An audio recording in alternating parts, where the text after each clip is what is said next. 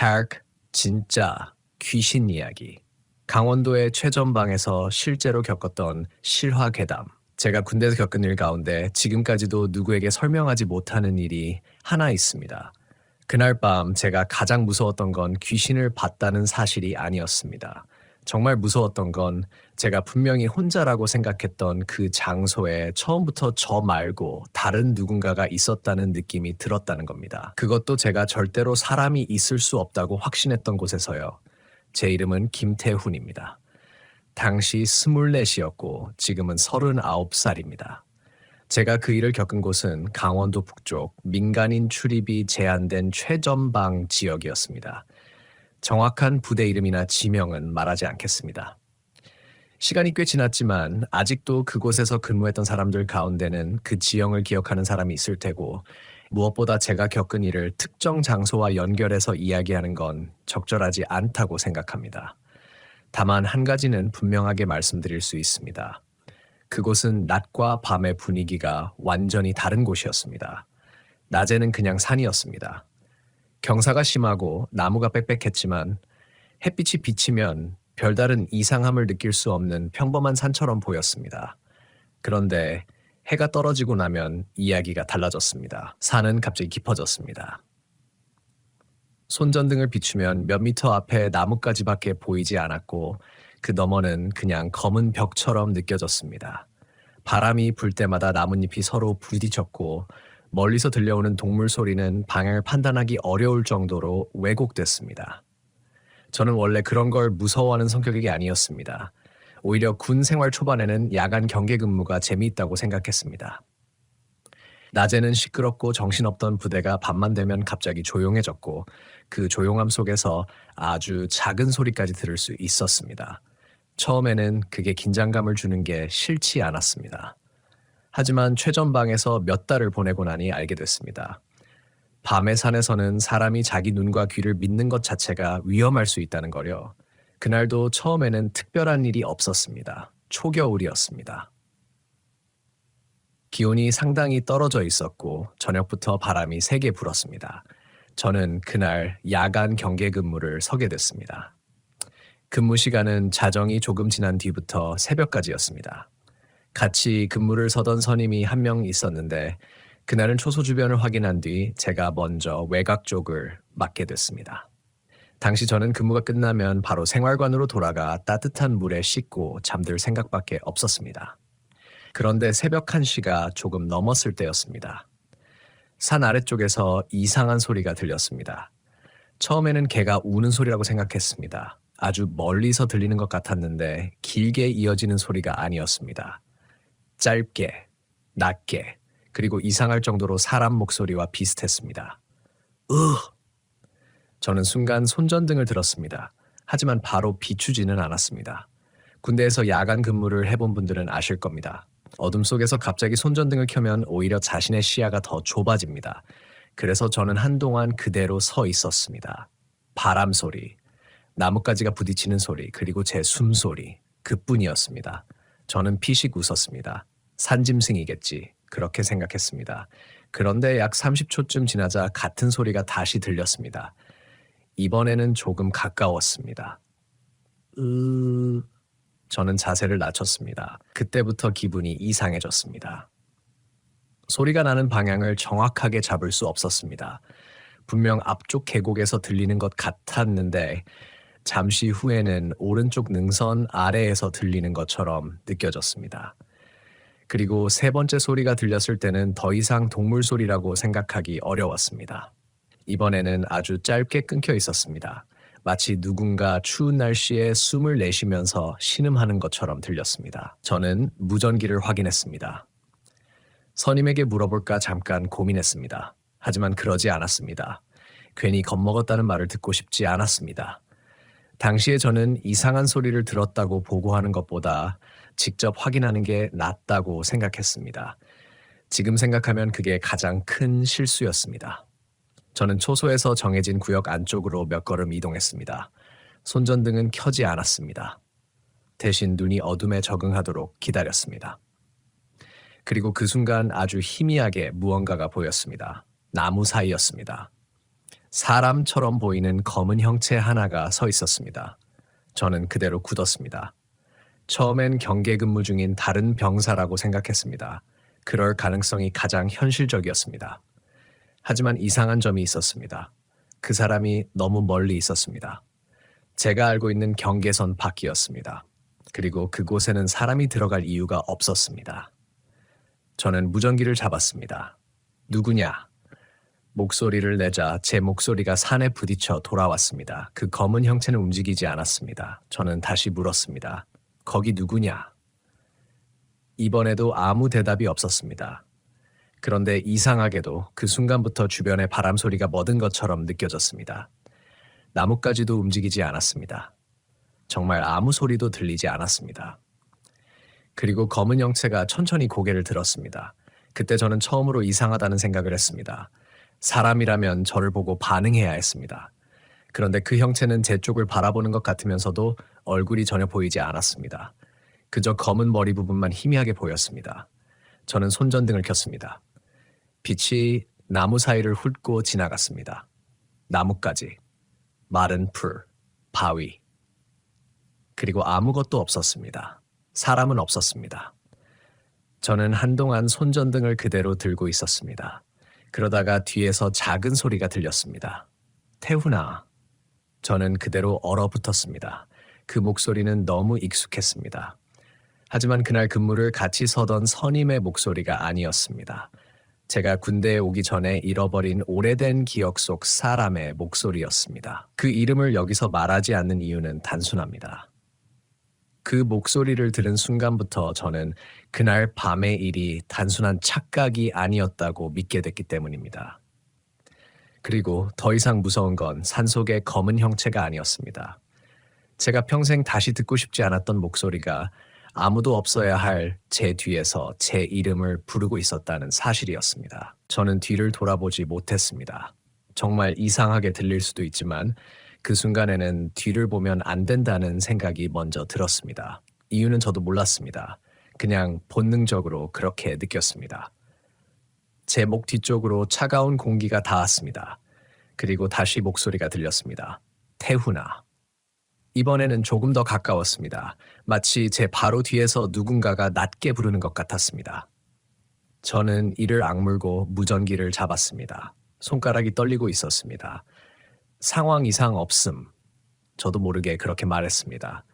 지금 생각하면 정말 어이없는 말이었습니다.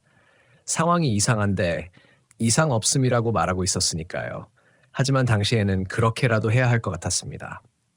무전기에서 잡음이 흘렀습니다. 그리고 선임의 목소리가 들렸습니다.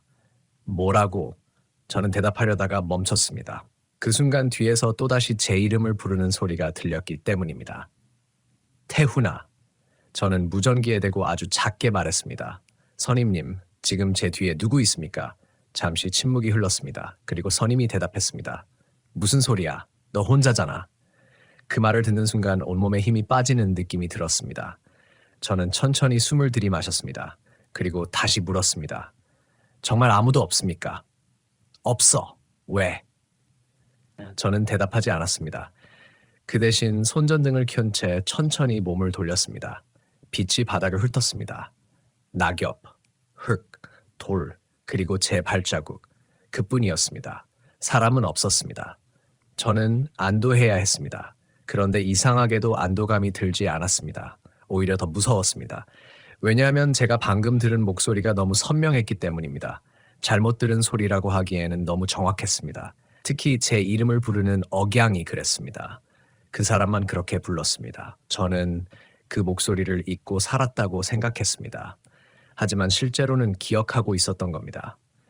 군대에 오기 몇 년 전 저에게 꽤 큰 영향을 줬던 사람이었습니다. 그 사람은 제가 고등학교 때 사고로 세상을 떠났습니다. 당시 저는 마지막으로 그 사람에게 전화를 받았지만 받지 않았습니다. 친구들과 있었고 나중에 연락하면 된다고 생각했습니다. 그게 마지막이었습니다. 그 뒤로 저는 한동안 그 전화를 받지 못했다는 사실을 마음속에 묻어두고 살았습니다.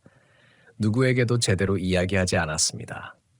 그래서인지 저는 그 목소리를 듣고도 한동안 현실을 인정하지 않으려고 했습니다.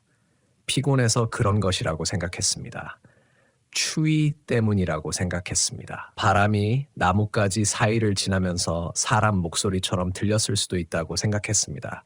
그리고 마지막으로는 제가 그 사람을 너무 오래 기억하고 있었기 때문이라고 생각했습니다. 사람은 무서운 상황에서 자기 기억을 현실에 더 씌울 수도 있으니까요. 저는 그렇게 생각하면서 근무를 계속했습니다. 하지만 10여 분쯤 지나자 이상한 일이 하나 더 생겼습니다. 냄새였습니다. 갑자기 주변에서 아주 희미한 냄새가 났습니다. 젖은 흙 냄새와는 달랐습니다. 나무 냄새도 아니었습니다. 무언가 오래된 천에서 나는 냄새 같았습니다. 습기가 밴 옷에서 나는 냄새. 저는 본능적으로 주변을 살폈습니다. 그리고 바닥에 이상한 것이 있는 걸 발견했습니다. 제 근무 위치에서 몇 미터 떨어진 곳에 천 조각 같은 것이 걸려 있었습니다. 처음에는 나뭇가지에 걸린 비닐인 줄 알았습니다. 손전등을 비추자 그것이 낡은 천 조각이라는 걸 알 수 있었습니다. 색은 거의 알아보기 힘들 정도로 발해 있었습니다. 저는 그것을 가까이 가서 확인하지 않았습니다. 그때는 그냥 오래된 천 조각이라고 생각했습니다. 하지만 다음날 아침 그것을 다시 확인했을 때 그것은 사라져 있었습니다. 바람에 날아갔다고 생각할 수도 있습니다. 저도 그렇게 생각했습니다. 그날 밤까지는요? 그런데 문제는 그날 이후였습니다. 며칠 동안 같은 소리가 반복됐습니다. 항상 비슷한 시간이었습니다. 새벽 1시에서 2시 사이. 처음에는 산 아래쪽에서 들렸습니다. 그 다음에는 능선 쪽에서 들렸습니다. 그리고 어느 날에는 제가 근무하던 초소 바로 아래에서 들렸습니다. 짧은 신음 같은 소리, 그리고 잠시 후 태훈아. 저는 그때부터 이름을 듣지 않으려고 했습니다. 무전기에서 다른 병사들이 말하는 소리를 크게 들었습니다. 순찰 차량이 지나가는 소리에 집중했습니다. 일부러 다른 생각을 했습니다. 그런데 이상하게도 그 목소리는 주변의 다른 소리와 상관없이 들렸습니다. 한 번은 비가 많이 내리던 밤이었습니다. 빗소리가 너무 커서 옆 사람의 말도 잘 들리지 않을 정도였습니다. 그런데 저는 그 와중에도 아주 또렷하게 제 이름을 들었습니다. 태훈아.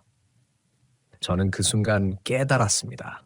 그 소리는 밖에서 나는 게 아닐 수도 있다는 생각이 들었습니다. 귀로 들은 게 아니라 머릿속에서 들리는 것일 수도 있다고 생각했습니다. 그게 오히려 더 무서웠습니다. 사람이 자기 기억 때문에 환청을 들을 수도 있다는 이야기를 들어본 적이 있었습니다.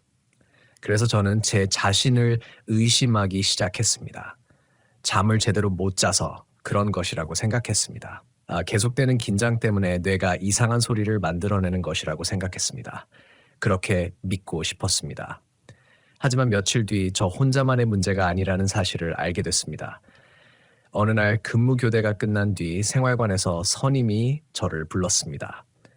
야, 제가 돌아보자 선임이 한동안 아무 말 없이 저를 바라봤습니다. 그러더니 아주 조용히 물었습니다. 너 요즘 근무할 때 뭐 들리지? 저는 대답하지 않았습니다. 선임이 다시 물었습니다. 사람 우는 소리 같은 거. 그 순간 심장이 내려앉았습니다. 저는 애써 아무렇지 않은 척했습니다. 아니요, 왜요? 선임은 잠시 저를 바라보다가 말했습니다. 아니다. 그리고 더 이상 묻지 않았습니다. 그런데 그날 밤 저는 잠들지 못했습니다. 저는 선임에게 다시 물어볼까 고민했습니다. 하지만 끝내 그러지 못했습니다. 왜냐하면 그 순간부터 제가 정말 두려워했던 건 귀신의 존재가 아니었기 때문입니다. 만약 그 소리가 실제로 존재한다면 제가 지금까지 믿어왔던 현실의 규칙 하나가 무너지는 것이었습니다. 그리고 만약 그 소리가 실제가 아니라면 제 기억과 죄책감이 제가 있는 장소까지 따라왔다는 뜻이었습니다. 어느 쪽이든 저는 도망칠 수 없었습니다. 그런데 그날 새벽 그 선택을 제가 직접 해야 하는 일이 생겼습니다. 새벽 2시가 조금 넘었을 때였습니다. 초소 밖에서 3번 두드리는 소리가 났습니다. 똑똑똑. 저는 숨을 멈췄습니다. 그 소리는 분명히 문에서 들렸습니다. 그리고 잠시 뒤 아주 작은 목소리가 들렸습니다. 태훈아. 이번에는 제가 평생 잊지 못할 말을 들었습니다. 전화 좀 받아. 그 순간 저는 깨달았습니다. 그 목소리가 누구인지보다 더 무서운 사실이 하나 있었습니다. 그 사람은 제가 받지 않았던 그 마지막 전화를 알고 있었습니다. 저는 그 말을 듣고도 한동안 움직이지 못했습니다. 전화 좀 받아. 그 말이 머릿속에서 계속 반복됐습니다. 그 사람이 생전에 마지막으로 저에게 했던 말은 아니었습니다. 실제로는 전화가 울렸고 저는 받지 않았습니다. 그 뒤에 어떤 음성이 남아 있었는지도 몰랐습니다. 번호를 확인하고도 다시 연락하지 않았습니다. 그리고 다음날 그 사람이 사고를 당했다는 소식을 들었습니다. 그런데 지금 제 앞에서 들린 목소리는 제가 그때 받지 않았던 전화를 알고 있는 것처럼 말하고 있었습니다. 저는 무전기를 들었습니다. 손이 너무 떨려서 버튼을 제대로 누르지 못했습니다. 선임님, 잡음이 섞였습니다. 선임님, 지금 들리십니까? 몇 초 뒤 대답이 왔습니다. 들려. 무슨 일이야? 저는 입을 열었다가 닫았습니다. 문 밖에 누군가 있다는 말을 해야 했습니다. 하지만 그 말을 하는 순간 정말로 문 밖을 확인해야 할 것 같았습니다. 저는 결국 이렇게 말했습니다. 아무것도 아닙니다. 대답이 돌아왔습니다. 확실해? 네. 무전이 끊겼습니다. 그리고 바로 그때였습니다. 똑! 문을 두드리는 소리가 다시 났습니다. 이번에는 3번이 아니었습니다. 1번이었습니다. 아주 가볍게 마치 손가락 하나로 문을 건드리는 것처럼 저는 숨을 죽였습니다. 다시 소리가 날 때까지 기다렸습니다. 아무것도 들리지 않았습니다. 그러다 갑자기 밖에서 바람이 세게 불었습니다. 초소벽이 흔들릴 정도였습니다. 저는 그제야 조금 안심했습니다. 바람이었을 수도 있다. 그렇게 생각했습니다. 사람이 공포에 빠지면 모든 소리를 의미 있는 것으로 받아들이게 됩니다. 문을 두드린 것처럼 들렸지만 실제로는 나뭇가지가 부딪힌 것일 수도 있었습니다. 목소리도 마찬가지였습니다. 그렇게 스스로를 설득했습니다. 그런데 얼마 지나지 않아 다시 소리가 들렸습니다. 이번에는 문이 아니었습니다. 초소 아래쪽이었습니다. 낮은 곳에서 무언가가 끌리는 소리가 났습니다. 사각, 사각, 사각. 마른 나뭇잎을 신발로 끄는 것 같은 소리였습니다. 한 번, 그리고 잠시 후 또 한 번. 저는 결국 손전등을 들었습니다. 밖으로 나가고 싶지 않았습니다. 정말 나가기 싫었습니다. 하지만 경계 근무 중에 확인하지 않을 수도 없었습니다. 저는 문을 열었습니다. 차가운 공기가 얼굴을 때렸습니다. 손전등을 앞으로 비췄습니다. 아무도 없었습니다. 초소 주변에 경사면만 보였습니다. 저는 한 발 내디뎠습니다. 그리고 2번째 발을 내디디려는 순간 멈췄습니다. 바닥에 발자국이 있었습니다. 흙이 젖어 있어서 아주 선명했습니다. 사람의 발자국이었습니다. 저는 그대로 굳었습니다. 발자국은 초소 아래에서 시작해서 산 쪽으로 이어지고 있었습니다. 그런데 이상한 점이 하나 있었습니다. 발자국의 방향이 제가 있는 쪽을 향하고 있었습니다. 누군가가 산에서 내려와 초소 바로 앞까지 걸어온 흔적이었습니다. 마지막 발자국은 제 발에서 불과 몇 걸음 떨어진 곳에서 끝나 있었습니다. 그 뒤로는 아무것도 없었습니다. 저는 손전등을 바닥에 고정한 채 한참 동안 그 흔적을 바라봤습니다. 그리고 그 순간 머릿속에 아주 현실적인 생각이 떠올랐습니다. 누군가 실제로 여기까지 온 거다. 귀신보다 그 생각이 더 무서웠습니다. 무단으로 접근한 사람이 있을 수도 있었습니다. 누군가 장난을 치는 것일 수도 있었습니다. 혹은 제가 알지 못하는 이유로 누군가가 이곳까지 올라왔을 수도 있었습니다. 저는 즉시 무전기를 들었습니다. 선임님, 밖에 발자국 있습니다. 이번에는 선임의 목소리가 바로 들렸습니다. 뭐? 사람 발자국 같습니다. 잠시 정적이 흘렀습니다. 그리고 선임이 말했습니다. 거기서 움직이지 마. 그 말이 끝난 뒤 저는 그대로 서 있었습니다. 손전등을 끄지 않았습니다. 산을 바라보고 있었습니다. 그런데 몇 초 뒤였습니다. 발자국이 끝난 방향에서 무언가가 움직였습니다. 아주 작은 움직임이었습니다. 나뭇가지 하나가 흔들렸습니다. 저는 손전등을 그쪽으로 비췄습니다. 아무것도 없었습니다. 다시 비췄습니다. 역시 아무것도 없었습니다. 그런데 손전등을 거두려는 순간 숲 안쪽에서 아주 희미한 것이 보였습니다. 사람의 얼굴 같았습니다. 저는 본능적으로 숨을 멈췄습니다. 손전등을 다시 비췄습니다. 그 순간 그것이 사라졌습니다. 저는 몇 초 동안 아무 움직임도 하지 않았습니다. 그러다 무전기에서 선임의 목소리가 들렸습니다. 태훈아, 들어와. 저는 바로 대답하지 못했습니다. 태훈아, 이번에는 조금 다급했습니다. 지금 당장 들어와. 저는 그제야 문 쪽으로 돌아섰습니다. 그리고 그 순간 알았습니다. 제가 밖으로 나간 사이 초소 안쪽에 무언가가 달라져 있었습니다. 문이 열려 있었습니다. 제가 나올 때 열어둔 그대로였습니다. 그런데 문 안쪽 바닥에 흙이 묻어 있었습니다. 누군가 젖은 신발을 신고 들어온 것처럼 보였습니다. 저는 움직임을 멈췄습니다. 바닥에는 발자국이 있었습니다. 한 쌍, 초소 입구에서 시작된 발자국이 안쪽으로 이어져 있었습니다. 그리고 그 발자국은 제가 서 있던 자리까지 이어져 있었습니다. 문 밖에서부터 들어온 것이었습니다. 하지만 저는 방금 전까지 밖에 있었습니다. 그렇다면 그 사이 누군가가 안으로 들어왔다는 뜻이었습니다. 저는 손전등을 들고 천천히 안쪽을 비췄습니다. 아무도 없었습니다. 그런데 책상 위에 있던 제 개인 수첩이 바닥에 떨어져 있었습니다. 저는 그것을 집어들었습니다. 그리고 수첩을 펼친 순간 손이 굳었습니다. 제가 군대에 오기 전 오래된 사진 한 장을 수첩 안에 넣어둔 적이 있었습니다. 그 사람이 찍힌 사진이었습니다. 저는 그 사진을 평소에는 거의 꺼내보지 않았습니다. 그런데 사진이 사라져 있었습니다. 대신 수첩 한가운데에 접힌 종이 한 장이 들어 있었습니다. 저는 한동안 그것을 펼치지 못했습니다. 그 종이가 어디서 나온 것인지 알 수 없었습니다. 군대에서 사용하는 종이도 아니었습니다. 오래된 종이였습니다. 가장자리가 누렇게 변해 있었고 손으로 여러 번 접었다 편 흔적이 있었습니다. 저는 결국 종이를 펼쳤습니다. 그리고 그 안에 적힌 글을 보는 순간 숨이 멎는 것 같았습니다. 글씨는 익숙했습니다. 너무 익숙했습니다. 그 사람이 생전에 쓰던 글씨였습니다. 짧은 문장 하나였습니다. 그때도 네가 전화를 안 받았어. 저는 그 자리에서 주저앉았습니다. 머릿속이 텅 비었습니다. 그 문장을 이해할 수 없었습니다. 아니, 이해하고 싶지 않았습니다. 누군가 제가 가지고 있던 사진을 가져갔고 제 과거를 알고 있으며 일부러 이런 장난을 치고 있다는 생각이 먼저 들었습니다. 하지만 그렇다면 한 가지 문제가 있었습니다. 그 사진은 저와 그 사람만 알고 있던 사진이었습니다. 부대 사람들은 존재조차 알지 못했습니다. 저는 그 종이를 들고 선임에게 달려갔습니다. 선임은 제 얼굴을 보는 순간 아무 말도 하지 않았습니다. 제가 종이를 내밀자 선임은 한참 동안 그것을 바라봤습니다. 그리고 아주 낮은 목소리로 말했습니다.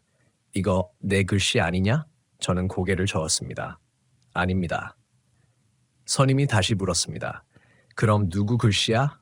저는 대답하지 못했습니다. 그때 선임이 종이를 뒤집었습니다. 뒷면에는 아무것도 없었습니다. 그런데 선임은 종이를 한동안 손에 들고 있더니 갑자기 표정이 굳었습니다. 왜 그러세요? 제가 묻자 선임이 말했습니다. 이 종이 냄새. 저도 종이를 가까이 가져갔습니다. 그리고 그 순간 그날 산에서 맡았던 냄새가 다시 났습니다. 젖은 천, 오래된 옷, 그리고 아주 희미한 흙 냄새. 선임은 종이를 내려놓았습니다. 태훈아. 네. 오늘은 여기서 혼자 있지 마. 그 말이 끝났을 때 저는 처음으로 알았습니다. 선임 역시 무언가를 알고 있었습니다. 그리고 그가 알고 있는 이야기를 듣게 된 건 그날 밤이 아니라 다음 날 새벽이었습니다. 다음 날 새벽이 밝을 때까지 저는 거의 한숨도 자지 못했습니다. 선임도 마찬가지였습니다. 하지만 이상하게도 그날 이후 선임은 전날 밤에 있었던 일에 대해 먼저 말을 꺼내지 않았습니다. 아침이 되어 생활관에 사람들이 하나둘 들어오고 평소처럼 떠드는 소리가 들리기 시작하자 어젯밤 일이 꿈처럼 느껴졌습니다. 낮이 되면 모든 것이 설명될 것 같았습니다. 발자국은 누군가의 장난이었을 수도 있습니다. 종이는 누군가 일부러 넣어놓은 것일 수도 있습니다. 제가 들었다는 목소리도 밤의 피로와 긴장 때문에 생긴 착각일 수 있었습니다. 그렇게 생각하면 됐습니다. 저는 그렇게 생각하려고 했습니다. 그런데 아침 점호가 끝난 뒤 선임이 저를 따로 불렀습니다. 사람들이 없는 곳으로 데려가더니 한참 동안 아무 말도 하지 않았습니다. 그러다 조용히 물었습니다. 너 그 종이 어디서 났는지 진짜 모르지? 네. 누가 장난친 것도 아니고 제가 알기로는 없습니다. 선임은 잠시 고개를 숙였습니다. 그리고 말했습니다. 그럼 내가 이야기 하나 해줄게. 그가 말한 이야기는 제가 예상했던 것보다 오래된 것이었습니다. 몇 년 전 우리 부대에서 근무하던 병사 한 명이 야간 경계 중 사라진 적이 있었다고 했습니다. 정확히는 근무지를 이탈한 뒤 산 아래쪽으로 내려갔고 이후 발견됐습니다. 다행히 목숨을 잃은 사건은 아니었습니다. 하지만 그 병사는 발견됐을 당시 상태가 이상했다고 했습니다. 말을 거의 하지 않았고 계속해서 누군가 자기 이름을 불렀다고 주장했습니다. 처음에는 단순한 공포나 정신적인 문제라고 생각했다고 합니다. 그런데 그 병사가 계속 똑같은 이야기를 했다고 했습니다. 산에서 누군가 울고 있었다는 것, 그리고 자신을 알고 있는 사람이 그곳에 있었다는 것. 선임은 거기까지 말하고 멈췄습니다. 저는 물었습니다. 그 병사가 본 게 뭔데요? 몰라. 정말 모릅니까? 선임이 고개를 저었습니다. 그 병사도 제대로 설명을 못했대. 그리고 잠시 후 한마디를 덧붙였습니다. 그런데 이상한 건 그 다음부터였어. 그 병사는 전역할 때까지 그 이야기를 하지 않았다고 했습니다. 그런데 어느 날 같은 초소에서 근무하던 다른 병사가 비슷한 소리를 들었다고 합니다. 울음소리, 사람을 부르는 목소리, 그리고 초소 근처에서 발견된 오래된 천조각. 저는 그 말을 듣는 순간 전날 밤 보았던 천조각이 떠올랐습니다. 그 천조각이 어떻게 됐습니까? 제가 묻자 선임은 잠시 저를 바라봤습니다. 없어졌지. 누가 치운 거 아닙니까? 그럴 수도 있지. 선임은 그렇게 대답했습니다. 하지만 말투에는 확신이 없었습니다. 저는 다시 물었습니다. 그럼 그 병사는 왜 산으로 내려갔습니까? 선임이 한동안 대답하지 않다가 말했습니다. 자기 어머니가 부르는 소리를 들었다고 했어.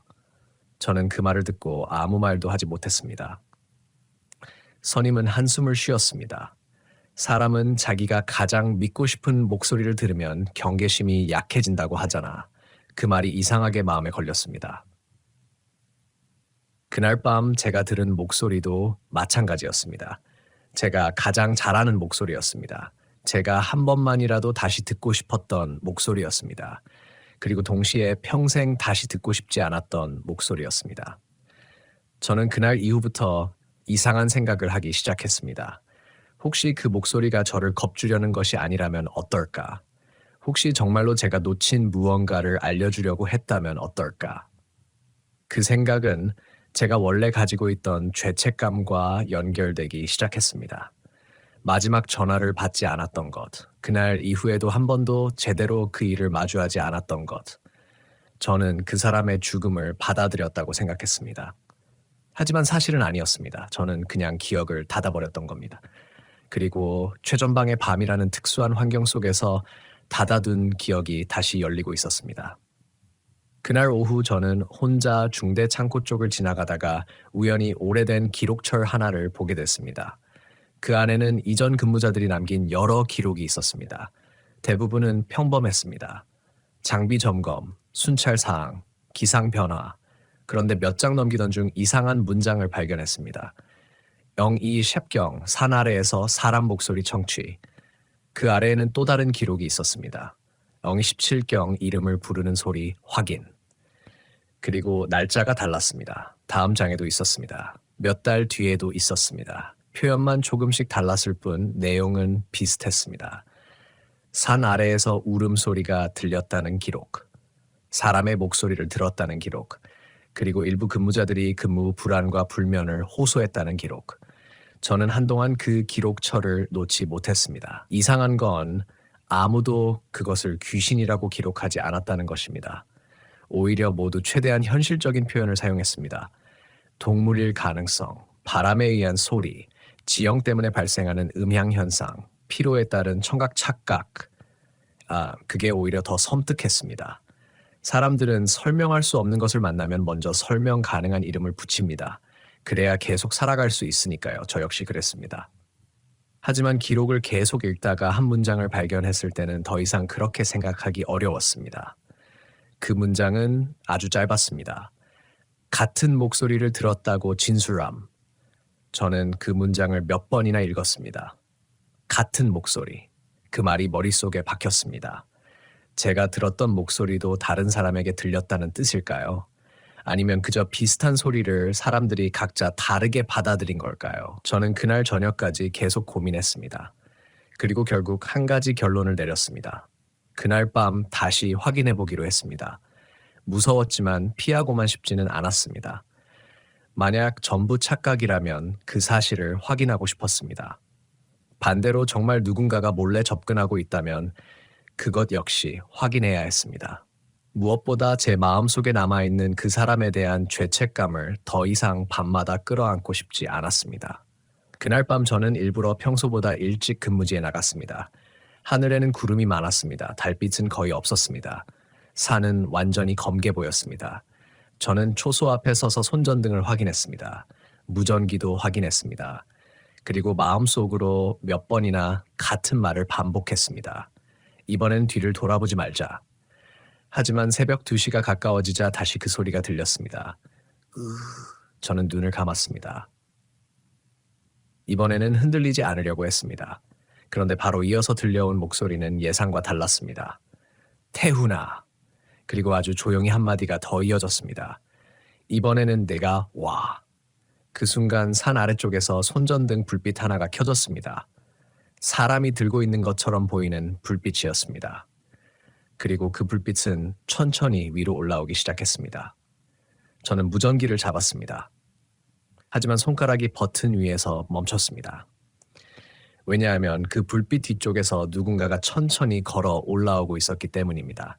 처음에는 사람이라고 생각했습니다. 하지만 몇 초 뒤 저는 이상한 점을 발견했습니다.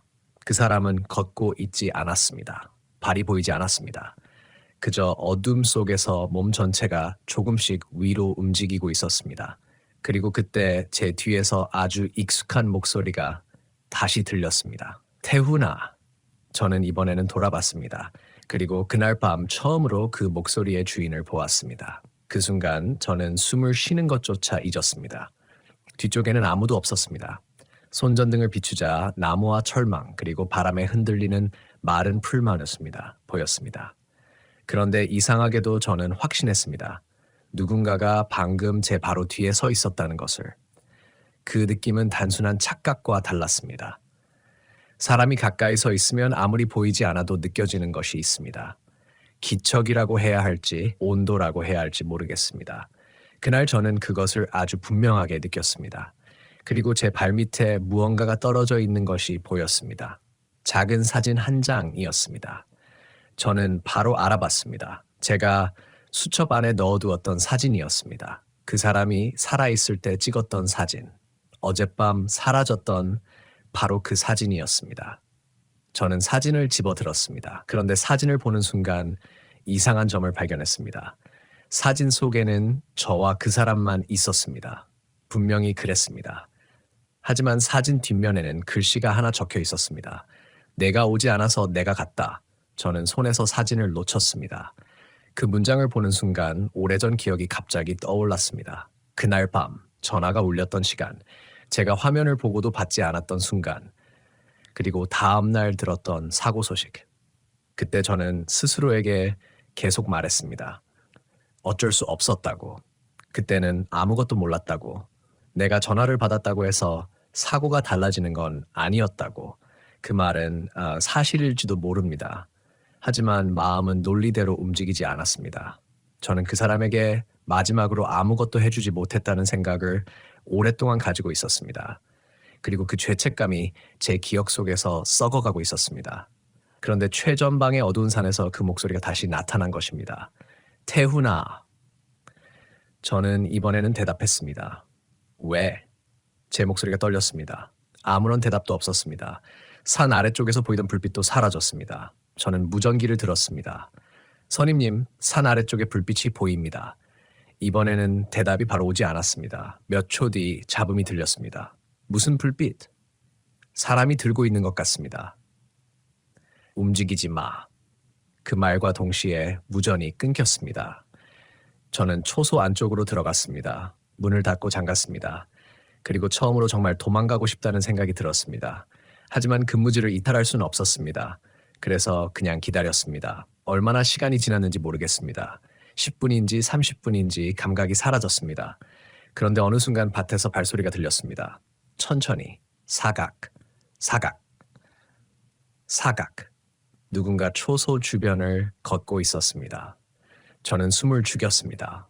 발소리는 문 앞까지 다가왔습니다. 멈췄습니다. 그리고 아무 소리도 들리지 않았습니다. 저는 문을 바라봤습니다. 문 아래쪽 틈으로 그림자가 보이는지 확인했습니다. 아무것도 없었습니다. 그러다 문 너머에서 목소리가 들렸습니다. 태훈아. 이번에는 아주 낮았습니다. 저는 대답하지 않았습니다. 태훈아. 다시 들렸습니다. 그리고 세 번째 목소리는 제가 예상하지 못한 말이었습니다. 나 아직 화 안 났어. 저는 그 말을 듣는 순간 온몸에 소름이 돋았습니다. 그 사람이 살아있을 때 했던 말이었습니다. 정확히 언제였는지도 기억났습니다. 고등학교 때 제가 약속을 어긴 적이 있었습니다. 그 사람이 저에게 화를 냈고 저는 미안하다고 했습니다. 그때 그 사람이 웃으면서 했던 말이었습니다. 나 아직 화 안 났어. 그 말을 듣는 순간 저는 알았습니다. 이건 제가 기억 속에서 만들어낸 문장이 아니었습니다. 너무 구체적인 기억이었습니다. 그리고 그 목소리의 억양도 정확했습니다. 저는 문을 열지 않았습니다. 열면 안 된다는 생각이 들었습니다. 그런데 목소리가 갑자기 바뀌었습니다. 태훈아. 이번에는 울먹이는 목소리였습니다. 왜 안 나와? 저는 두 손으로 귀를 막았습니다. 하지만 소리는 계속 들렸습니다. 귀를 막아도 들렸습니다. 밖에서 나는 소리인지 제 머릿속에서 나는 소리인지 구분할 수 없었습니다. 그리고 그때 갑자기 무전기가 켜졌습니다. 태훈아. 선임의 목소리였습니다. 저는 무전기를 잡았습니다. 네. 절대 문 열지 마. 그 말이 끝나자 무전기에서 심한 잡음이 흘렀습니다. 그리고 아주 희미하게 다른 목소리가 섞였습니다. 태훈아. 저는 무전기를 떨어뜨렸습니다. 그 순간 문 밖에서 무언가가 천천히 긁히는 소리가 들렸습니다. 나무 문을 손톱으로 긁는 것 같은 소리였습니다. 길게, 천천히, 한 번, 그리고 다시. 저는 더 이상 버틸 수 없었습니다. 문 반대쪽 벽에 몸을 기대고 눈을 감았습니다.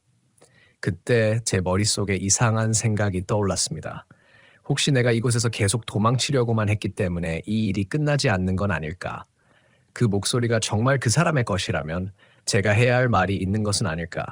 저는 눈을 뜨고 문을 바라봤습니다. 그리고 아주 작은 목소리로 말했습니다. 미안해. 문 밖의 소리가 멈췄습니다. 저는 다시 말했습니다. 그때 전화 안 받은 거 미안해. 아무런 대답이 없었습니다. 계속 생각했어. 제 목소리가 떨렸습니다. 내가 마지막에 뭐라고 했을지 계속 생각했어. 그 순간 문 밖에서 아주 작은 숨소리가 들렸습니다. 그리고 목소리가 돌아왔습니다. 그게 아니야. 저는 굳었습니다.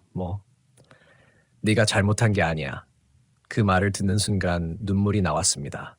그 사람의 목소리와 너무 비슷했습니다. 하지만 그 말은 제가 한 번도 들어보지 못한 말이었습니다. 저는 그 자리에서 한참을 울었습니다. 그리고 처음으로 그 목소리에게 물었습니다. 그럼 왜 여기 있어? 긴 침묵이 흘렀습니다. 그리고 대답이 들렸습니다. 나도 몰라. 그 순간 문 아래쪽으로 그림자가 스쳤습니다. 저는 본능적으로 몸을 일으켰습니다. 그리고 문틈 아래를 바라봤습니다. 사람의 발이 보였습니다. 맨발이었습니다. 발목까지 흙이 묻어 있었습니다. 그런데 그 발은 움직이지 않았습니다. 저는 눈을 떼지 못했습니다. 그러다 갑자기 발이 천천히 뒤로 움직였습니다. 한 걸음, 두 걸음, 두 걸음, 그리고 사라졌습니다. 저는 문을 열지 않았습니다. 그날 밤 끝까지 문을 열지 않았습니다. 새벽이 되어 다른 병사들이 교대하러 왔을 때에야 저는 밖으로 나왔습니다. 아침 햇빛 아래에서 모든 것이 너무 평범해 보였습니다. 문에도 이상한 흔적은 없었습니다. 바닥에도 발자국은 없었습니다. 어젯밤 보았던 모든 것이 거짓말처럼 사라져 있었습니다. 하지만 한 가지는 남아 있었습니다. 초소한 책상 위에 사진이 놓여 있었습니다. 제가 잃어버렸던 그 사진이었습니다. 사진 뒷면에는 새로운 문장이 적혀 있었습니다. 이제 그만 기억해. 그날 이후 저는 그 목소리를 다시 듣지 못했습니다. 며칠 뒤 저는 다른 근무지로 이동했고 얼마 지나지 않아 전역했습니다. 부대에서 있었던 일을 누구에게도 자세히 말하지 않았습니다. 말해도 믿지 않을 것 같았고 저 스스로도 그것이 무엇이었는지 확신할 수 없었기 때문입니다. 몇 년이 지나고 나서야 저는 그때의 기록을 다시 떠올렸습니다. 그리고 한 가지 이상한 사실을 알게 됐습니다. 제가 전역한 뒤에도 그 초소에서 비슷한 소리를 들었다는 이야기가 있었다는 것입니다. 하지만 저는 지금도 그것을 귀신이라고 단정하지 않습니다. 산의 지형 때문에 소리가 왜곡됐을 수도 있습니다. 극심한 추위와 수면 부족 때문에 청각과 기억이 뒤섞였을 수도 있습니다. 누군가 실제로 접근했던 것일 수도 있습니다. 사진과 종이에 대해서는 아직도 설명하지 못하지만 그것 역시 제가 당시의 충격 때문에 기억을 잘못 구성했을 가능성을 완전히 배제할 수는 없습니다. 다만 한 가지는 확실합니다. 그날 밤 이후 저는 누군가의 전화를 받지 않는 것을 예전처럼 가볍게 생각할 수 없게 됐습니다. 그리고 지금도 새벽 2시가 가까워지면 아주 오래된 습관 하나가 다시 나타납니다. 휴대전화가 진동하면 반드시 확인합니다. 누구에게서 온 전화인지, 왜 전화했는지, 그리고 다시 전화할 수 있는 사람이라면 반드시 한 번은 연락합니다. 받지 못한 전화 하나가 인생을 바꾸지는 않을 수도 있습니다. 하지만 어떤 사람에게는 그 전화가 마지막일 수도 있으니까요. 저는 아직도 그날 밤 문 밖에 서 있던 것이 무엇이었는지 모릅니다. 그 사람이었는지도 모르겠습니다. 제가 만든 기억이었는지도 모르겠습니다. 혹은 전혀 다른 무언가였을 수도 있습니다. 하지만 한 가지는 기억합니다. 그날 새벽 제가 마지막으로 들었던 목소리는 무서운 목소리가 아니었습니다. 아주 조용했습니다. 그리고 마치 오래 기다린 사람에게 마지막 인사를 건네듯 말했습니다. 이제 집에 가.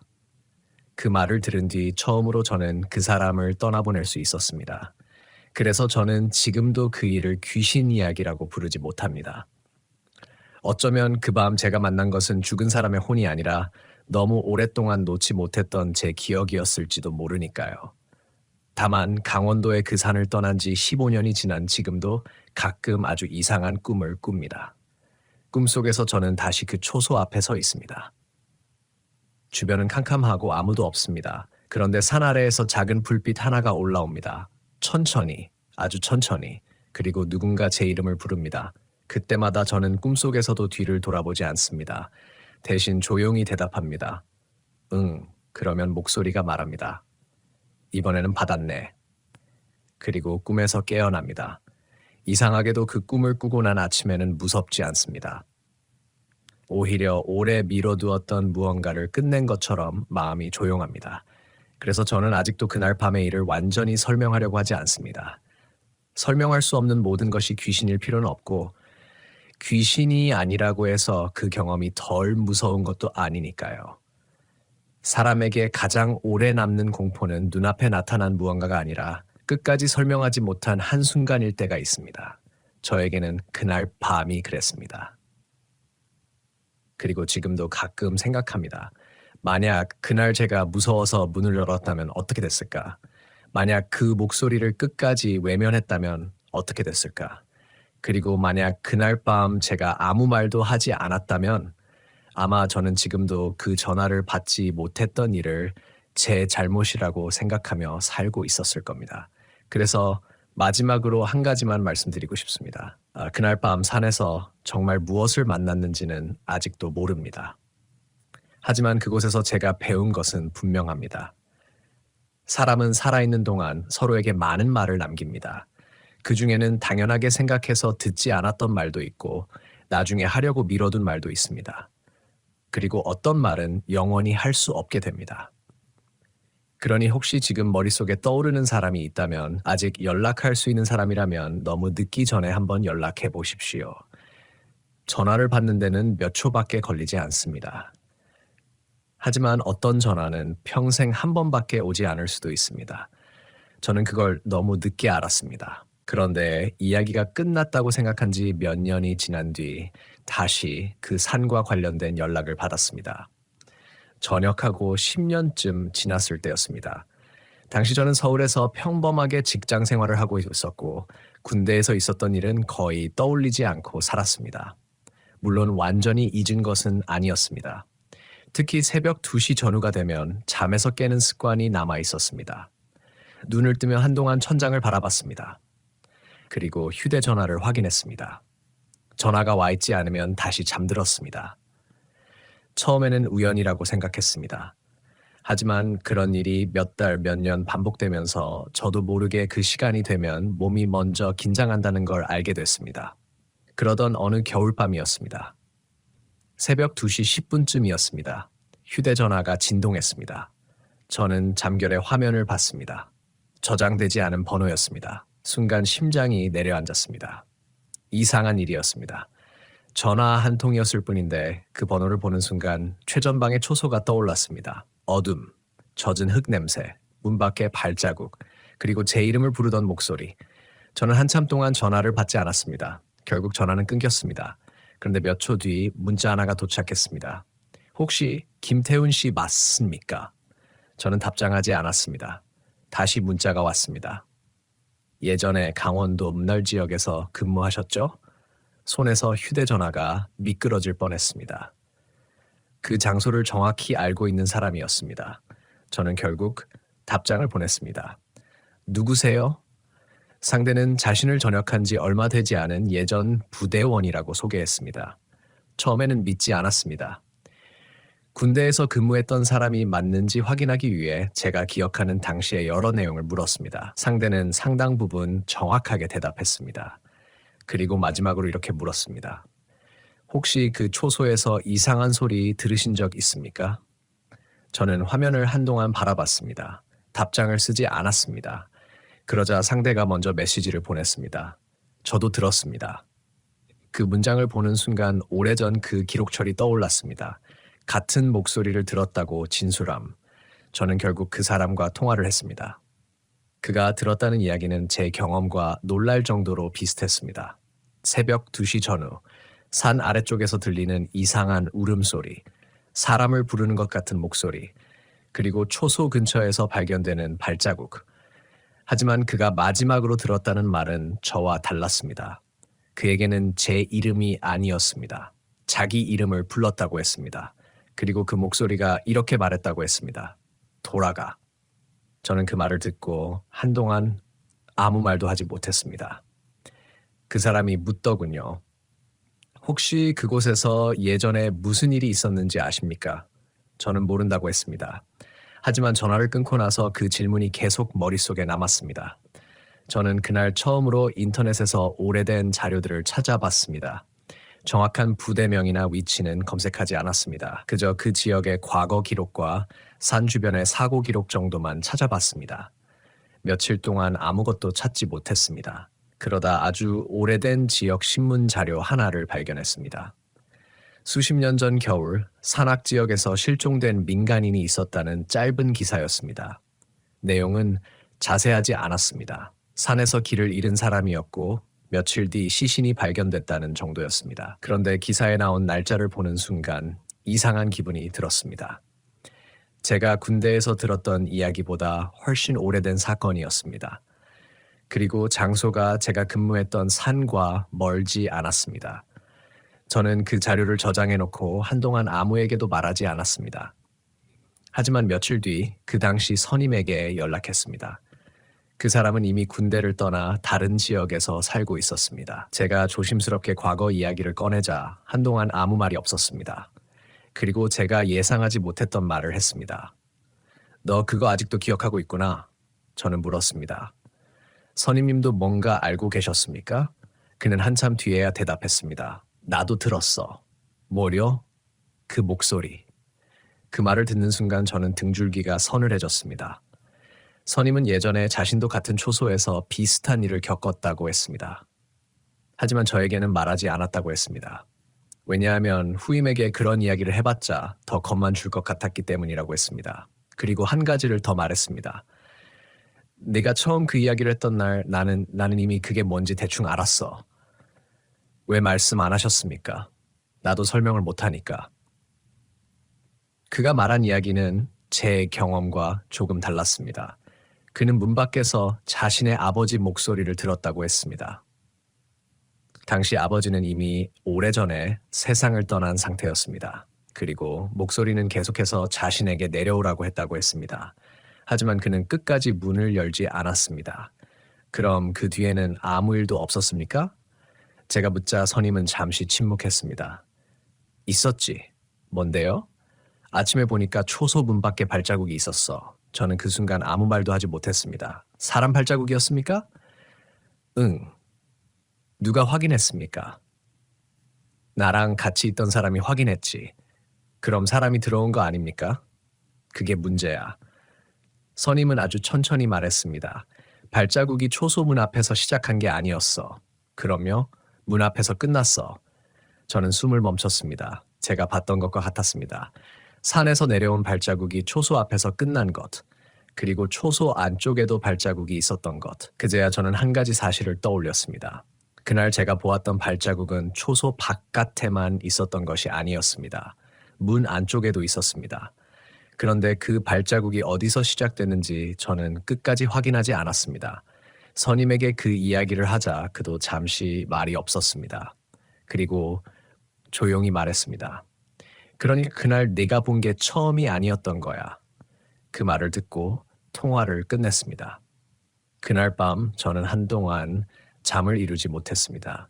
이상하게도 공포보다 다른 감정이 먼저 올라왔습니다. 미안함이었습니다. 그 사람에게 미안한 것도 있었고 그동안 그 일을 묻어두고 살았던 제 자신에게도 미안했습니다. 그리고 한 가지 생각이 들었습니다. 어쩌면 그곳에서 사람들이 들었다는 목소리는 각각 다른 사람의 기억을 이용했던 것일지도 모른다는 생각이었습니다. 사람마다 가장 듣고 싶은 목소리, 가장 두려워하는 목소리, 가장 후회하는 사람의 목소리. 그것을 이용해서 사람을 산 아래로 부르는 무언가가 있었던 것인지도 모릅니다. 물론 그것은 어디까지나 제 추측입니다. 실제로 그런 존재가 있었는지 저는 알지 못합니다. 하지만 그 뒤로 저는 한 가지 행동을 하지 않게 됐습니다. 누군가 제 이름을 불렀다고 해서 무조건 돌아보는 행동입니다. 특히 어두운 곳에선 더 그렇습니다. 사람은 익숙한 목소리를 들으면 본능적으로 반응합니다. 하지만 위험한 장소에서는 그 본능이 오히려 자신을 위험하게 만들 수 있습니다. 실제로 산에서는 소리가 예상과 전혀 다른 방향에서 들릴 수 있습니다. 바람과 지형 때문에 사람 목소리처럼 느껴질 수도 있습니다. 수면 부족과 추위, 긴장 상태에서는 작은 소리도 훨씬 크게 인식할 수 있습니다. 그런 현실적인 설명들이 있습니다. 저는 지금도 그 설명들을 믿습니다. 아마 대부분의 이상한 경험엔 그런 이유가 있을 겁니다. 그렇지만 모든 것을 설명할 수 있다고 말할 자신은 없습니다. 특히 제가 직접 보았던 그 사진과 종이는 아직도 설명하지 못합니다. 그리고 그날 이후 제 수첩에서 사라졌던 사진은 다시 제 손에 돌아왔지만 저는 그 사진을 더 이상 가지고 있지 않습니다. 몇 년 전 이사를 하면서 버렸습니다. 버리기 직전 사진 뒷면을 다시 확인했습니다. 처음부터 끝까지 같은 문장이었습니다. 이제 그만 기억해. 저는 그 사진을 쓰레기 봉투에 넣었습니다. 그리고 이상하게도 마음이 편해졌습니다. 그날 이후로 새벽 2시에 잠에서 깨는 일이 줄었습니다. 전화가 오면 예전처럼 바로 확인하지 않아도 됐습니다. 그리고 어느 순간부터 꿈에서도 그 산이 나오지 않았습니다. 그러던 어느 날 아주 평범한 오후였습니다. 회사에서 일을 하다가 휴대전화에 메시지가 하나 도착했습니다. 몇 년 전 저에게 연락했던 그 후배였습니다. 메시지는 짧았습니다. 선배님, 그 산 이야기 기억하시죠? 저는 한참 뒤에 답했습니다. 기억하지. 그러자 그가 말했습니다. 저는 전역하고 한 번도 그쪽 쪽에 안 갔습니다. 왜? 얼마 전에 다른 사람에게 들었는데 아직도 거기서 같은 이야기가 나온대요. 저는 더 묻지 않았습니다. 그저 휴대전화를 내려놓았습니다. 그날 저녁 집으로 돌아오는 길에 문득 생각했습니다. 그곳에서 지금도 누군가 야간 근무를 서고 있을 겁니다. 추운 밤에 혼자 서서 산을 바라보고 있을 겁니다. 그리고 혹시 어느 날 새벽 2시쯤 산 아래에서 아주 희미한 소리를 듣게 될지도 모릅니다. 누군가 우는 것 같은 소리, 누군가 자신을 부르는 소리, 그리고 문 밖에서 들리는 아주 익숙한 목소리. 그때 그 사람이 문을 열지 않기를 바랍니다. 확인하지 않기를 바랍니다. 그리고 무엇보다 자신이 가장 듣고 싶어 하는 목소리라고 해서 그것을 믿지 않았으면 합니다. 저도 그날 그 목소리를 따라갔다면 어떻게 됐을지 모릅니다. 아마 아무 일도 없었을 수도 있습니다. 산 아래에 정말 사람이 있었을 수도 있고 단순한 소리였을 수도 있습니다. 하지만 저는 그 가능성을 확인하고 싶지 않습니다. 사람이 살아가면서 반드시 알아야 하는 것은 모든 의문에 답을 얻는 방법이 아니라 어떤 의문은 끝까지 확인하지 않는 것이 자신을 지키는 방법일 수도 있다는 사실이라고 생각합니다. 그래서 지금도 누군가 제게 묻습니다. 정말 귀신을 본 거냐? 저는 대답하지 않습니다. 제가 본 것이 무엇인지 모르기 때문입니다. 다만 이렇게 말할 수는 있습니다. 그날 밤 강원도의 최전방에서 저는 혼자가 아니었습니다. 그것이 사람이었는지 기억이었는지 아니면 제가 설명할 수 없는 무언가였는지는 아직도 모릅니다. 하지만 분명한 것은 하나였습니다. 어둠 속에서 제 이름을 부르던 목소리가 있었고 저는 그 목소리를 따라가지 않았습니다. 아마 그것이 제가 지금까지 아무 일 없이 살아있는 가장 단순한 이유일지도 모릅니다. 그 후로 저는 그 이야기를 더 이상 파고들지 않으려고 했습니다. 그런데 이상하게도 마음 한구석에서는 계속 걸리는 것이 하나 있었습니다. 제가 마지막으로 들었던 말, 이제 집에 가. 그 말이 정말 그 사람의 목소리였다면 왜 하필 그날 밤이었을까? 왜 하필 저였을까? 그리고 왜 다른 사람들도 각자 자신이 알고 있던 사람의 목소리를 들었다고 했을까? 저는 그 답을 찾으려고 하지 않았습니다. 대신 현실적인 설명을 찾았습니다. 강원도 산악 지역에선 밤의 기온이 급격히 내려가고 계곡과 능선의 지형에 따라 소리가 멀리 전달되기도 합니다. 바람의 방향이 바뀌면 사람이 있는 위치를 전혀 다르게 착각할 수도 있습니다. 특히 야간 경계 근무처럼 긴 시간 동안 어둠을 바라보고 있어야 하는 상황에서는 작은 자극 하나도 크게 느껴질 수 있습니다. 수면 부족 역시 판단력을 떨어뜨립니다. 당시 저는 제대로 잠을 자지 못했고 계속 긴장하고 있었습니다. 그런 상황에서 오래된 기억이 떠오르는 건 이상한 일이 아닙니다. 저는 그렇게 모든 것을 설명하려고 했습니다. 그리고 어느 정도는 성공했습니다. 적어도 낮에는 그랬습니다. 하지만 밤이 되면 설명이 부족했습니다. 왜냐하면 제가 겪은 일 중에는 다른 사람에게 말하기 어려운 부분이 하나 더 있었기 때문입니다. 그것은 발자국이었습니다. 제가 처음 봤던 발자국은 산에서 초소 쪽으로 내려오는 방향이었습니다. 그 자체로는 충분히 설명할 수 있습니다. 누군가 몰래 들어왔을 수도 있습니다. 동물 발자국을 제가 사람 발자국으로 잘못 봤을 가능성도 있습니다. 하지만 그날 초소 안쪽에서 봤던 발자국은 달랐습니다. 그 발자국은 문에서 시작해서 안쪽으로 이어져 있었습니다. 그리고 마지막 흔적이 제가 서 있던 자리까지 이어져 있었습니다. 그 이후로 저는 계속 한 가지 질문을 했습니다. 누가 들어왔다면 왜 아무도 보지 못했을까?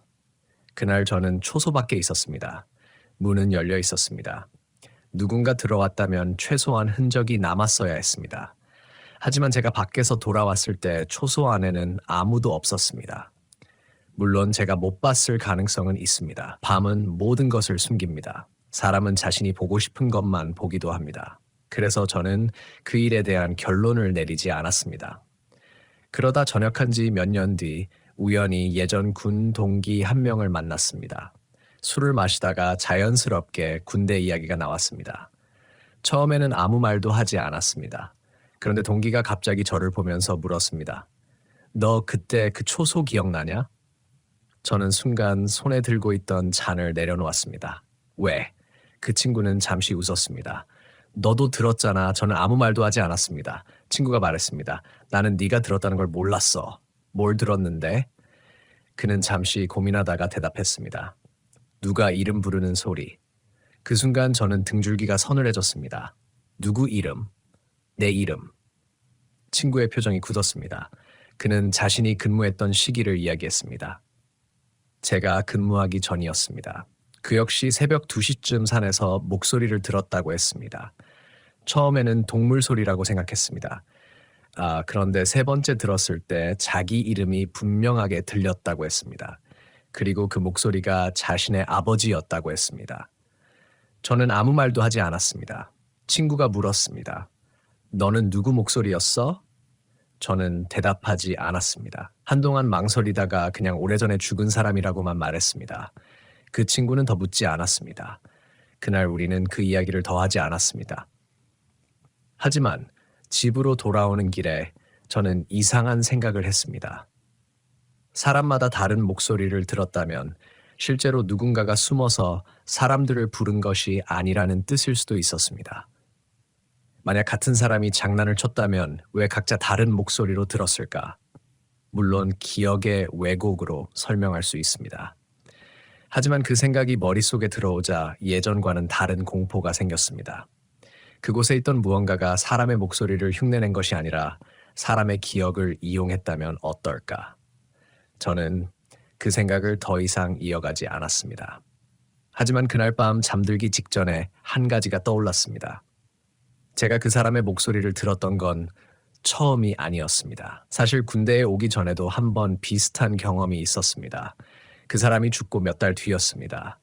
저는 집에서 혼자 공부하고 있었습니다. 밤이었고 가족들은 모두 다른 방에 있었습니다. 그때 복도에서 그 사람이 제 이름을 부르는 것처럼 들렸습니다. 태훈아. 저는 바로 문을 열었습니다. 아무도 없었습니다. 당시에는 그냥 기억 때문이라고 생각했습니다. 그런데 그때 들었던 목소리와 군대에서 들었던 목소리가 너무 비슷했습니다. 그 사실을 저는 오랫동안 잊고 있었습니다. 그리고 그 기억을 떠올린 순간 한 가지 가능성이 생겼습니다. 어쩌면 그 목소리는 산에서 처음 만들어진 것이 아니었을지도 모릅니다. 제가 이미 가지고 있던 기억이었을 수도 있습니다. 그렇다면 군대에서 들었던 목소리는 귀신이 아니라 제 기억의 반복이었을 가능성이 있습니다. 그 생각을 하자 오히려 마음이 조금 편해졌습니다. 귀신이 아니라면 설명할 수 있으니까요. 사람은 자신이 가장 강하게 기억하는 목소리를 실제 소리처럼 느낄 수도 있습니다. 특히 피곤하고 긴장한 상태라면 더 그럴 수 있습니다. 저는 그렇게 생각했습니다. 그런데 몇 달 뒤 또 하나의 일이 생겼습니다. 제가 예전에 근무했던 지역과 관련된 자료를 정리하던 중 아주 오래된 사진 한 장을 보게 됐습니다. 산 아래쪽의 과거 모습을 찍은 사진이었습니다. 현재와는 지형이 조금 달랐습니다. 도로도 없었고 나무도 지금보다 훨씬 적었습니다. 그런데 사진 한쪽에 작은 건물이 하나 있었습니다. 저는 사진을 확대했습니다.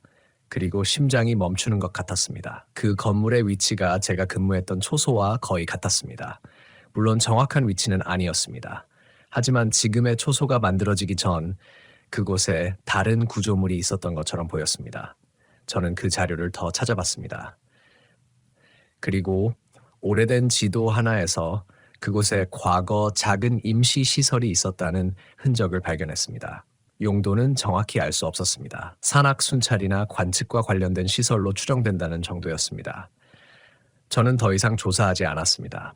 이유는 단순했습니다. 어떤 기록을 찾아도 그날 밤의 일을 설명해 줄 수는 없다는 걸 깨달았기 때문입니다. 오히려 파고들수록 이야기의 의미를 붙이게 될 뿐이었습니다. 사람은 설명되지 않는 일을 만나면 이야기를 만듭니다. 그리고 그 이야기가 반복되면 어느 순간 사실처럼 느껴집니다.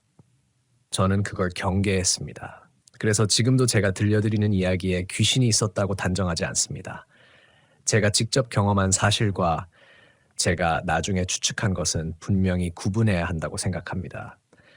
제가 확실히 기억하는 것은 그날 밤 제가 이상한 목소리를 들었다는 것, 초소 주변에서 사람 발자국처럼 보이는 흔적을 봤다는 것, 제가 가지고 있던 사진이 사라졌다가 다시 나타났다는 것, 그리고 저와 비슷한 경험을 했다는 사람들이 있었다는 것입니다. 그 이상은 모릅니다.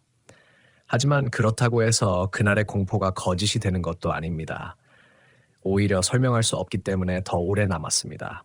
그 사건 이후 전에서 혼자 밤을 보내는 일을 피하게 됐습니다. 캠핑을 가더라도 혼자 가지 않습니다. 산속에서 누군가 이름을 부르면 바로 대답하지 않습니다. 먼저 주변을 확인합니다. 특히 뒤에서 익숙한 목소리가 들려도 바로 돌아보지 않습니다. 그리고 군대에서 배운 가장 현실적인 원칙 하나를 지금도 기억합니다. 이상한 상황에서는 혼자 판단하지 않는 것, 무섭다는 말을 하는 것이 약한 것이 아닙니다. 도움을 요청하는 것이 더 안전합니다.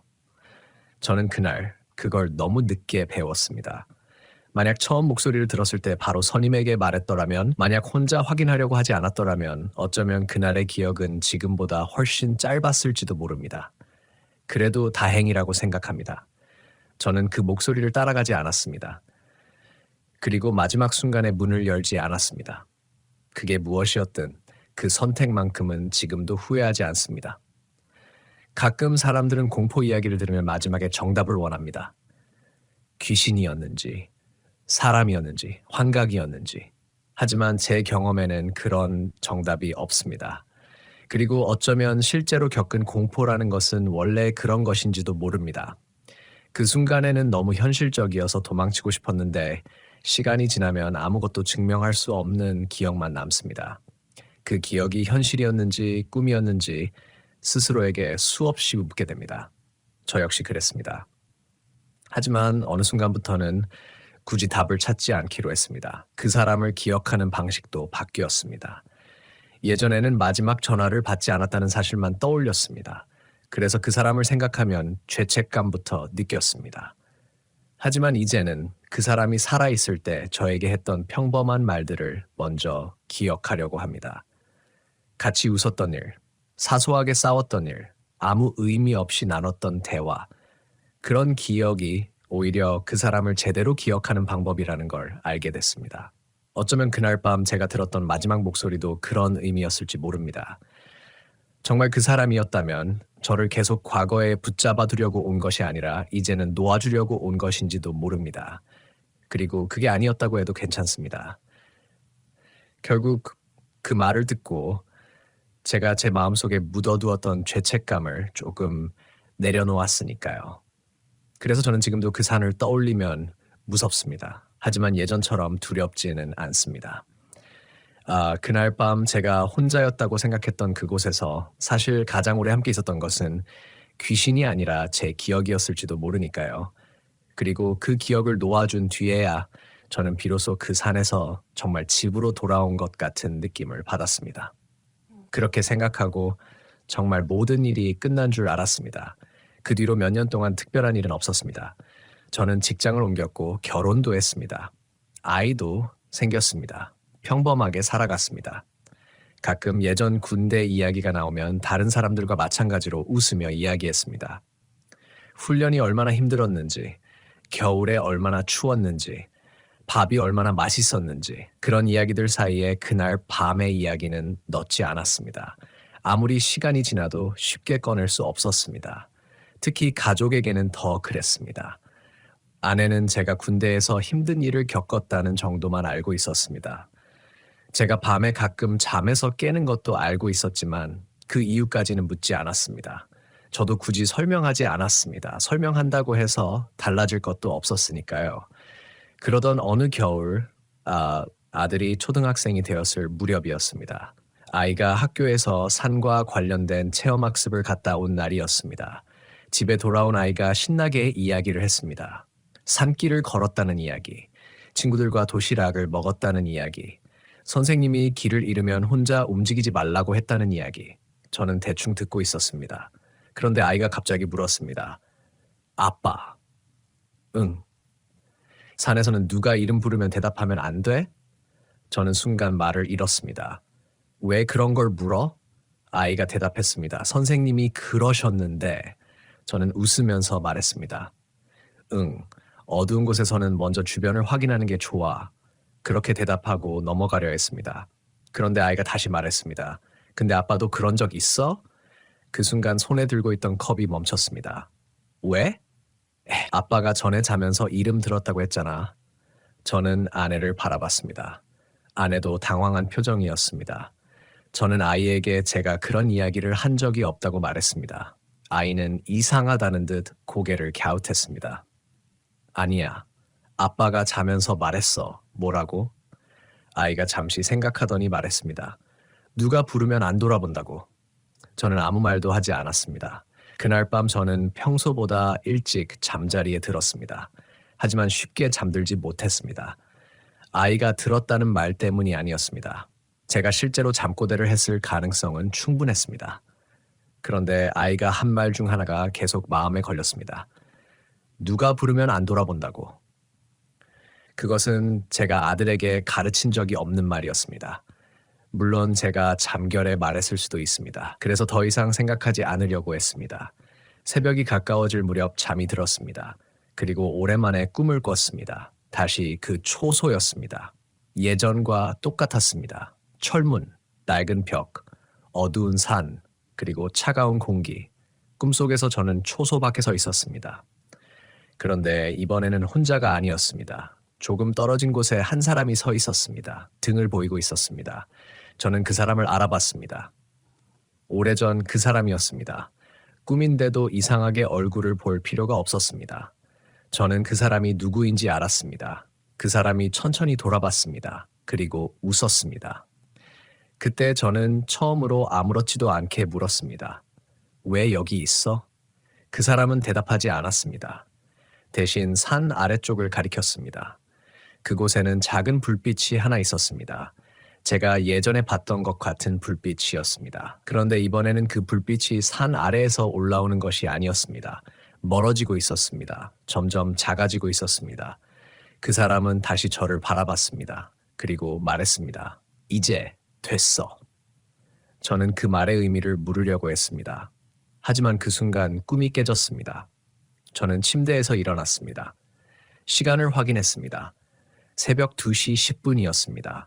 정확히 그 시간이었습니다. 저는 한동안 움직이지 못했습니다.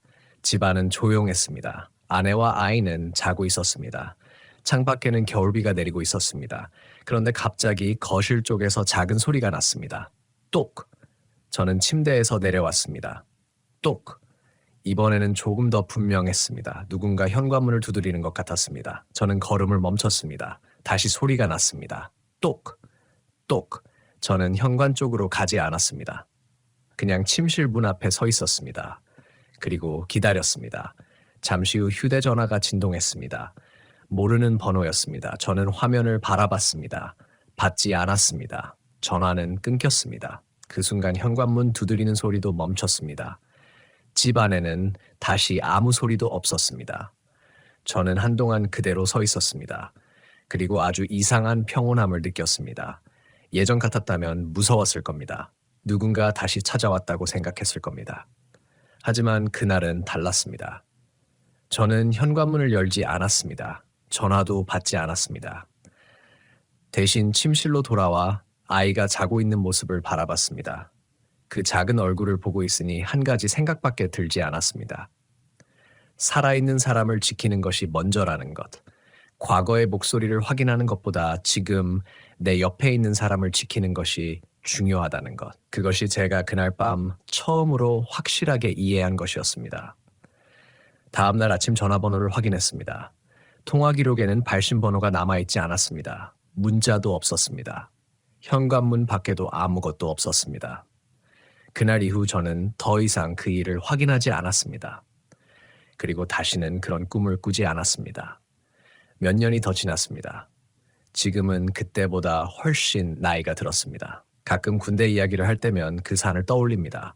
그곳에서 실제로 무슨 일이 있었는지는 여전히 모릅니다. 어쩌면 전부 우연이었을 겁니다. 어쩌면 저는 극심한 피로와 추위 속에서 기억과 현실을 혼동했을지도 모릅니다. 어쩌면 여러 사람이 들었다는 목소리도 같은 자연현상을 각자의 기억으로 해석한 결과였을 겁니다. 그 설명이 가장 합리적입니다. 저도 그것을 인정합니다. 하지만 그렇다고 해서 그날 밤 제가 느꼈던 공포까지 거짓이 되는 것은 아닙니다. 사람이 두려움을 느끼는 방식은 아주 현실적이니까요. 그리고 그 경험 덕분에 저는 지금도 산에서 지켜야 할 몇 가지 원칙을 중요하게 생각합니다. 밤에 혼자 움직이지 않는 것, 정해진 길을 벗어나지 않는 것, 이상한 소리를 들었을 때 호기심으로 확인하러 가지 않는 것, 특히 누군가 자신의 이름을 불렀다고 해도 먼저 주변을 확인하는 것, 그리고 이상한 일이 생기면 혼자 판단하지 않고 다른 사람에게 알리는 것. 이것들은 귀신을 피하기 위한 방법이 아닙니다. 그냥 실제 위험을 피하기 위한 기본적인 행동입니다. 산에서는 사람이 길을 잃을 수 있습니다. 절벽을 잘못 밟을 수도 있습니다. 동물을 만날 수도 있습니다. 추위 때문에 판단력이 떨어질 수도 있습니다. 그리고 어둠 속에서는 아주 평범한 소리도 이상하게 들립니다. 그래서 저는 지금도 누군가 산에서 이상한 경험을 했다고 말하면 먼저 현실적인 가능성을 생각합니다. 그 사람이 거짓말한다고 생각하지 않습니다. 그렇다고 무조건 귀신이라고 믿지도 않습니다. 사람이 실제로 무서운 일을 겪으면 그 기억은 오래 남습니다. 때로는 시간이 지나면서 더 선명해지기도 합니다. 그리고 그 기억 속에는 자신이 설명하지 못하는 부분이 하나쯤 남을 수 있습니다. 저에게는 그게 바로 그 목소리였습니다. 지금도 아주 가끔 생각합니다. 그날 밤 문 밖에 정말 누군가 있었다면 그 사람은 왜 제 이름을 불렀을까? 왜 제가 가장 후회하고 있던 일을 알고 있었을까? 왜 마지막에는 저에게 집으로 가라고 했을까? 저는 그 질문에 답하지 못합니다. 하지만 이제는 굳이 답을 찾고 싶지도 않습니다. 어떤 기억은 설명되지 않은 채로 남아 있어도 괜찮다는 걸 알게 됐으니까요. 그리고 제가 그날 밤 얻은 가장 큰 교훈은 귀신에 대한 것이 아니었습니다. 후회에 대한 것이었습니다. 우리는 살아있는 동안 너무 많은 말을 미룹니다. 미안하다는 말, 고맙다는 말, 보고 싶다는 말, 나중에 하면 된다고 생각합니다. 하지만 나중이 오지 않는 경우도 있습니다. 저는 그 사실을 아주 늦게 배웠습니다. 그래서 지금은 가족에게 가능한 한 말을 아끼지 않습니다. 아이가 학교에 가기 전에 잘 다녀오라고 말합니다. 아내에게 고맙다고 말합니다.